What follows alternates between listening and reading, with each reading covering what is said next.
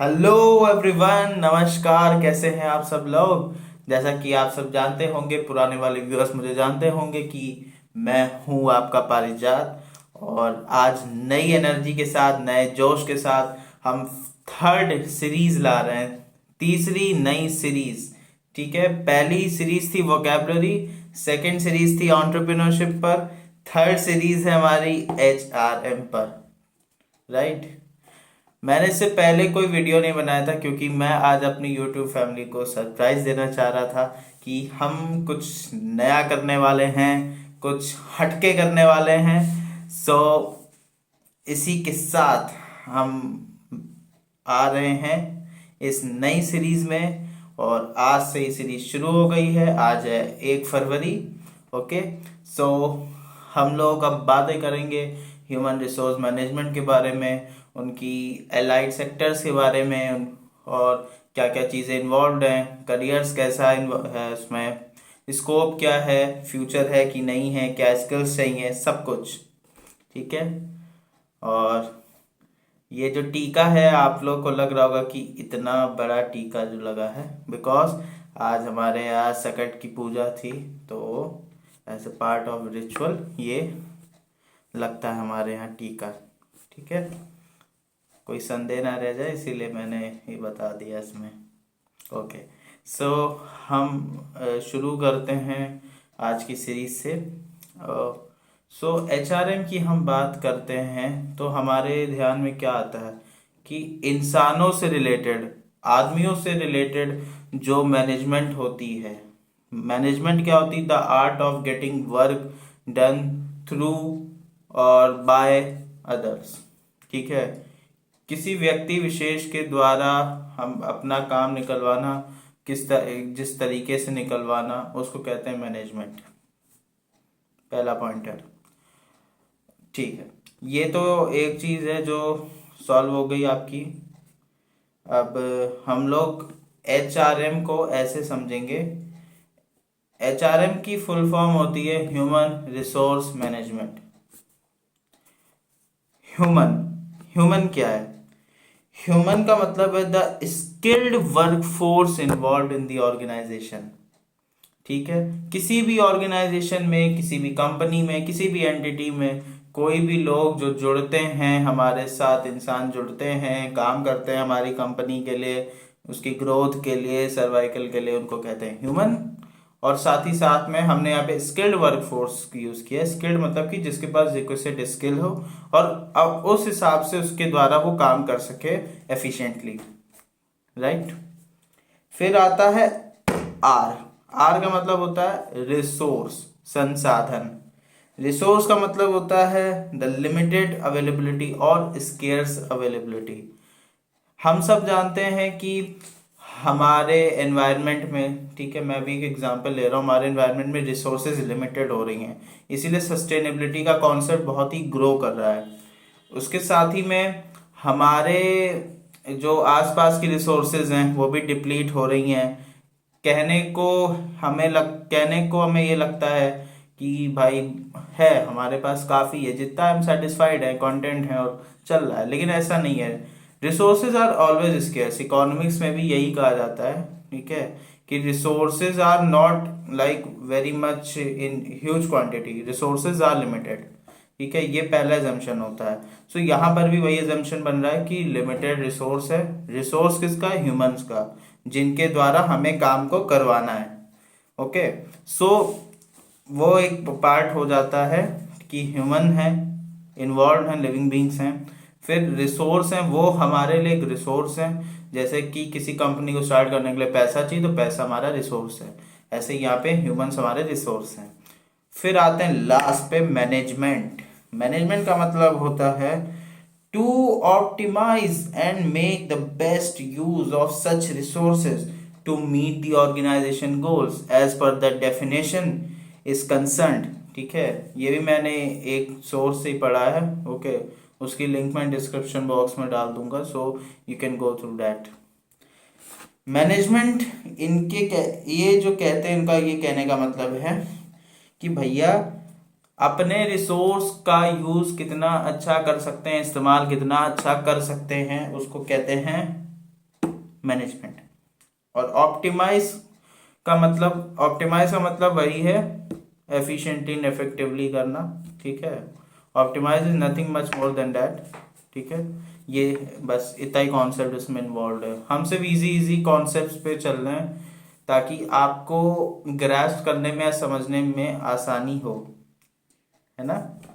उसके बाद हम लोग आते हैं the modern definition of HRM। Okay, क्या है ये मॉडर्न डेफिनेशन? सो एक तो national institute of personal management की डेफिनेशन है, और भी कई सारे ऑथर्स हैं, राइटर्स हैं, मैनेजमेंट थ्योरी स्पेशलिस्ट हैं, उनकी डेफिनेशंस हैं। मैंने पिक किया आज यहाँ पे एडविन फ्लिपो की definition. Edwin Flippo is also a great writer और बहुत ही मतलब प्रसिद्ध इंसान थे। सो उनकी डेफिनेशन से हमने अडेप्टेड ये निकाला है, and we will go through that and see क्या कहते हैं। Edwin Flippo says HRM is defined as planning, organizing, directing, controlling of procurement, development, compensation, integration, maintenance, and separation of human resources to the end that individual, organizational, and societal objectives are achieved। ठीक है, यहाँ पे सारे management function आ गए except for staffing, ठीक है भैया। HRM का बेसिक मतलब है प्लान करना, ऑर्गेनाइज करना, डायरेक्ट करना कि भैया काम कैसे होगा। उसके बाद कंट्रोल करना, इंटरनल कंट्रोल बनाना, एक्सटर्नल कंट्रोल बनाना, ठीक है। और उनका जो प्रोक्योरमेंट मतलब जो वो आते हैं वो, फिर उनका डेवलपमेंट, फिर उनको जो रेम्यूनरेशन देना होता है, पैसा देना होता है उनके काम का, फिर इंटीग्रेट करना उनको और जो हमारी बाकी रिसोर्सेज हैं, फिर उनका मेंटेनेंस करना, फिर उनका सेपरेशन होना अलग अलग डिपार्टमेंट्स में। इसको एडविन फ्लिपो ने कहा है HRM। और साथ में ऑब्जेक्टिव्स को भी अचीव करना ज़रूरी है, ठीक है। कोई भी मॉडर्न डेफिनेशन आती है उसमें ये लाइन ज़रूर आती है, to achieve a common goal, to achieve a common objective. ये आपको एवरीवेयर हर जगह मिलेगा, राइट। क्योंकि मेन जो है वो पर्पस तो यही है कि भैया कुछ एम या कुछ गोल तो होगा तभी मेरा वो काम सक्सेसफुल होगा। सो यहाँ पे भी वही है कि भैया सोशल ऑब्जेक्टिव्स, ऑर्गेनाइजेशन के ऑब्जेक्टिव्स और खुद के ऑब्जेक्टिव्स भी अचीव हो इसी में, ये कह रहे हैं हमारे एडविन फ्लिपो सर। ओके, सो अब हम देखते हैं भाई कि इनके फीचर्स क्या हैं, फंक्शंस क्या हैं। फीचर्स फंक्शंस में पहले तो ये कि इनका काम होता है attract and retain the talent, ठीक है। जो लोग हमारे पास आ रहे हैं, जो स्किल्ड वर्क फोर्स आ रही, टैलेंटेड वर्क फोर्स आ रही है, उनको पहले तो अट्रैक्ट करना, फिर ऑर्गेनाइजेशन में रिटेन किए रहना by providing them good benefits, incentives, है ना। एक्सटर्नल और इंटरनल फैक्टर्स दोनों होते हैं, वो सब हम बाद में समझेंगे इसमें डिटेल में, राइट। ओके, सो अब दूसरा इसमें आता है कंटिन्यूअस फंक्शन है। तो हम जानते हैं HRM will be a continuous and pervasive function that is present at all levels of management, top, middle and lower level. ये हो गया सेकंड फंक्शन, ठीक है। और स्टाफिंग से रिलेटेड सारा काम होता है इसमें, ठीक है। स्टाफिंग फंक्शन के भी ऑब्जेक्टिव्स अचीव होते हैं। तो ये हैं थोड़े फंक्शंस के बारे में, डिटेल्ड हम इनके बारे में पढ़ेंगे नेक्स्ट वीडियो में। अभी मैंने छोटी सी हाईलाइट दे दी है। अब हम समझेंगे कि जैसे कि हमारे पास मैनेजमेंट फंक्शन में 5 M's पढ़े होंगे हम लोगों ने, अभी याद नहीं आ रहा है लेकिन हम लोग ने पढ़े हैं, चाहे ग्रेजुएशन में पढ़े, 12th में पढ़े, लेकिन पढ़े ज़रूर है। 5 M's होता क्या है देखते हैं। तो एक होता है मैन, एक होता है मनी, एक होता है मशीन, एक होता है मटेरियल्स, और एक होता है मेथड। लेकिन ये जो लेटर वाले मतलब कि आखिरी के 4 हैं, इनका जो ऑब्जेक्टिव है वो कब अचीव हो पाएगा, जब पहले का ऑब्जेक्टिव अचीव होगा। The first element will be equal to the sum of the other 4 elements. अगर आदमी नहीं होगा तो पैसा कहाँ से जनरेट होगा? पैसा जनरेट करेगा आदमी? आदमी नहीं होगा तो मशीन कौन चलाएगा? सोचने वाली बात है। फिर मशीन भी खरी जाएगी। फिर आदमी नहीं होगा तो मटेरियल कैसे प्रोक्योर होगा? रॉ मटेरियल को प्रोसेस कौन करेगा? रॉ मटेरियल को प्रोसेस अब यहाँ पे आप कहोगे कि मशीन भी करेगी, लेकिन मशीन को भी तो ऑपरेट करने वाला आदमी होगा। सही बात है कि नहीं? फिर मेथड होगा। मेथड मतलब कि क्या स्ट्रेटेजी होगी, किस तरीके से काम करना होगा, ये भी मैन डिसाइड करेगा। अब इसमें कहोगे कि पर्सनलाइज कंप्यूटर सिस्टम हो गया, वो भी डिसाइड करेगा, या रोबोट आ गया वो भी डिसाइड करेगा, लेकिन बनाने वाला करता धरता तो आदमी है। ओके, सो इंसानों की इम्पोर्टेंस बहुत ज़्यादा है। ठीक है, यह हम एचआरएम से समझते हैं और आगे भी बहुत ज़्यादा समझेंगे कि हमारी कितनी वैल्यू है एक्चुअली में। ओके, सो अब लास्ट जो हमारा टॉपिक है वो है आज का distinction between HRD and HRM. So देख लेते हैं एचआरडी क्या कहता है। एचआरडी एक फंक्शन है एचआरएम का ही, ह्यूमन रिसोर्स मैनेजमेंट का ही एक सोल फंक्शन है, जहां पर एचआरएम मैनेजमेंट का फंक्शन है। ठीक है, एचआरडी एचआरएम का पार्ट है और HRM as a whole management function है। सेकेंड डिफरेंस आता है कि HRM is available within the premises.